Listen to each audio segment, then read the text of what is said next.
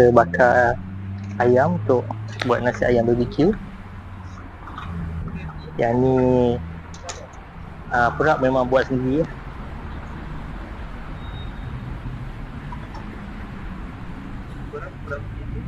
Perak kita buat sendiri. Dia punya killer tu sekarang ni dekat perak dia dengan sos BBQ tu. Sebabnya kita lain daripada yang lain sebab kita pakai sos BBQ, sos black pepper. Nasi ayam yang pakai nasi ayam yang bakar yang pakai sos BBQ. Tak pernah jumpa lagi lah di Kuantan.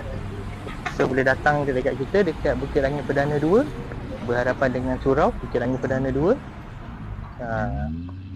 Terus saja straight jalan masuk sampai ke surau dan jumpa kita kat situ. Sekejap je. Sebab kita dah pre-cook. Lepas tu tinggal ni je lah, untuk luar dia je lah sebab dia ada perapan kat luar.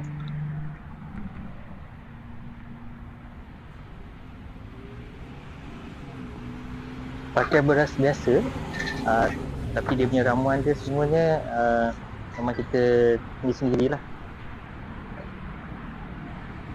Memang rasa nasi ayam yang legend, macam nasi ayam dulu-dulu lah.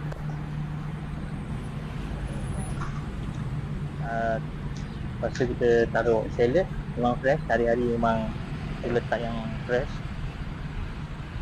Tomato dengan timun pun kita letak yang fresh.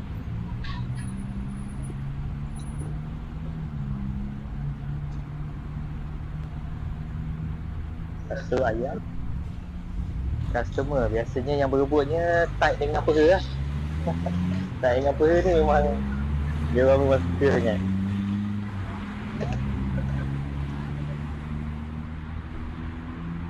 Bawang goreng, sos dengan sup.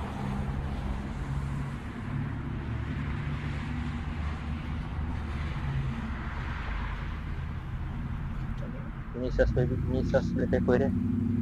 Satu pack harga dia RM8 je.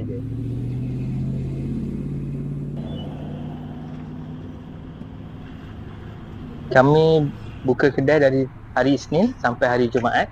Hari Sabtu tu depends pada permintaan lah. Dari pukul 11 sampai pukul 4 petang. Okay, nasi ayam BBQ juga menerima tempahan di sekitar Kuantan. Kita juga ada buat COD untuk kawasan berdekatan